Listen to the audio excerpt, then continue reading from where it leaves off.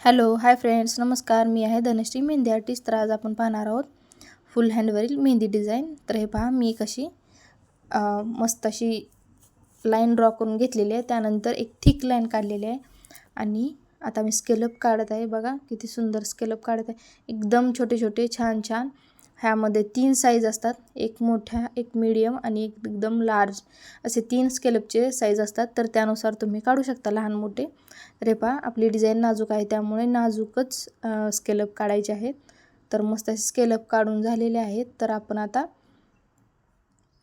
खाली एक C आकारामध्ये curve line काढलेली आहे, त्यावरून आपण एक बोल्ड केलेली आहे लाईन. बघा, मी साईडून बोल्ड केलेली आहे, आतून नाही.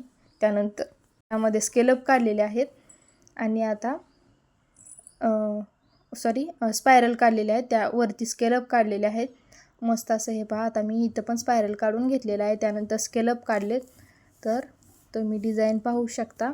खूप सुंदर अशी नाजूक नाजूक डिझाईन तुम्हाला मी दररोज दाखवणार आहे. फुल व्हिडिओमध्ये, शॉर्ट व्हिडिओमध्ये येईल, एका दिवस नाही येईल. फुल हँडवरील मी दाखवू शकत नाही. तर तुम्ही आपले फुल व्हिडिओ नक्की पहा. आणि तर हे पहा, मस्त असं. आणि तुम्ही फुल व्हिडिओ पाहिल्यानंतर तुम्हाला डिटेलमध्ये समजेल. पहिला आपले क्लास पण चालू आहेत, ते पण जॉईन करा तुम्ही. तर क्लास केल्याशिवाय अशी डिझाईन येणार नाही. डायरेक्ट तुम्ही मेहंदी काढू शकणार नाही. मी छोट्या छोट्या टिप्स ट्रिक्स तुम्हाला त्यामध्ये सांगितलेलंच आहेत.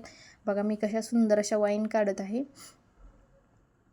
आणि स्पायरल पण मी स्पायरल आणि स्केलअप पहिला मधला काढलेला आहे, स्पायरल केलं, त्यानंतर साईडचे काढून घेतलेले आहेत. तर बघा किती सुंदर अशी डिझाईन आहे. तर एकदम बघा, ती मेहंदी पण कशी एकदम एकतारी येते.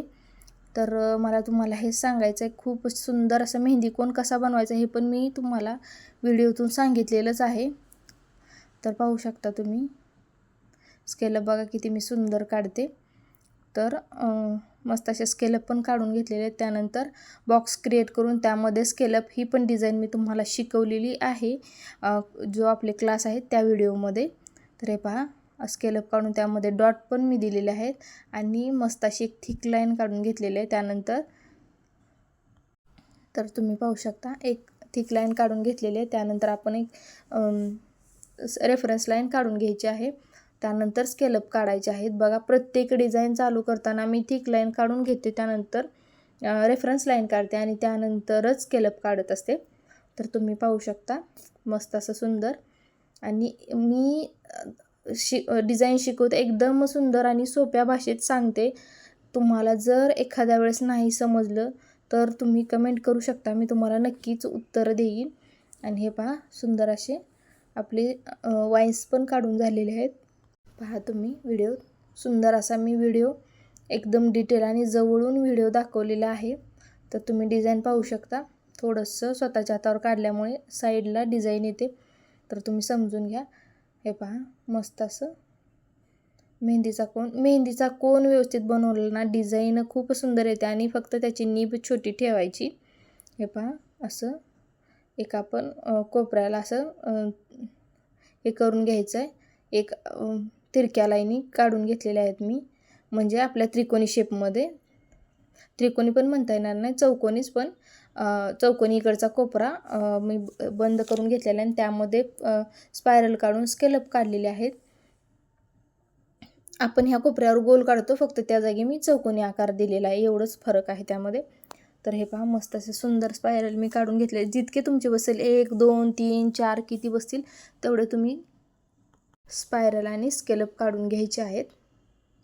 तर दिसतच असेल व्हिडिओमध्ये तुम्हाला, सुंदर असे स्पायरल आणि स्केलअप मी काढून घेतलेला आहे. आता मी एक लाईन थिक करून घेते. बघा, थिक करून घेतलेली आहे. त्यानंतर स्केलअप पण काढलेले आहे. थोडा व्हिडिओ मी कुठे कुठे कट केलेला आहे आणि फास्ट पण केलं आहे. तर तुम्ही व्यवस्थित अशी डिझाईन तुम्ही काढून घ्या. बघा, आता मी बॉक्स कसे क्रिएट करते. मध्ये थोडीशी जागा ठेवायची, नाहीतर मी काल शिकवलं होतं, पहिला लाईन काढून घ्यायच्या आणि त्यानंतर हे बॉक्सेस क्रिएट करायचे आहेत. तर बघा मी कशी, हे पहा, फक्त लाईन ओढत आहे, गिरगिटासुद्धा करत नाही. तुम्हाला व्हिडिओ दिसतच असेल. आता एक आपण रेफरन्स लाईन पण काढून घ्यायची आहे. रेफरन्स लाईन, मस्त अशी रेफरन्स लाईन काढायची आहे आणि त्यानंतर स्केलअप काढायचे आहेत. तर पहा, सुंदर असे स्केलअप पण तयार झालेत आणि एक रेफरन्स लाईन पण आपली तयार झालेली आहे. हे पहा. त्यानंतर पुढची आपण डिझाईन काढूया. हे पहा सी आकारामध्ये आणि आता अशा झिगझॅग लाईनी मी काढून घेतलेल्या आहेत. त्यानंतर असे मस्त असे बॉक्सेस क्रिएट करायचे आहेत. खूप जवळ पण करू शकता आणि खूप मोठे झाले तुमच्याकडून जर बॉक्सेस मोठे झाले तर तुम्ही त्यामध्ये डॉट पण देऊ शकता. मी असे रिकामी सोडलेले आहेत पहा. परत मी रेफरन्स लाईन काढलेली आहे आणि त्यानंतर वाईन्स काढलेले आहेत. इकडंच एक स्पायरल काढले आहे, त्याला स्केलअप काढलेत. परत एक स्पायरल काढून छोटे स्केलअप, नंतर मोठे स्केलअप, परत एक थिक लाईन आणि परत रेफरन्स लाईन काढली. आता मी मस्त असे आपले हे जे आहे स्केलअप आहेत ते काढलेले आहेत. आता इथे पण मी बघा मी सी आकारामध्ये पहिला स्पायरल काढते आणि त्यानंतरच मी मधला पूर्ण स्पायरल काढते. म्हणजे तुम्हाला पण समजण्यासाठी प्रत्येक वेळी मी व्हिडिओ दाखवते किंवा सांगते, तर तुम्ही व्हिडिओ व्यवस्थित लक्ष देऊन पहा आणि बघा. तर हे पहा सुंदर अशा डिझाईन आपल्या तयार झालेल्या आहेत.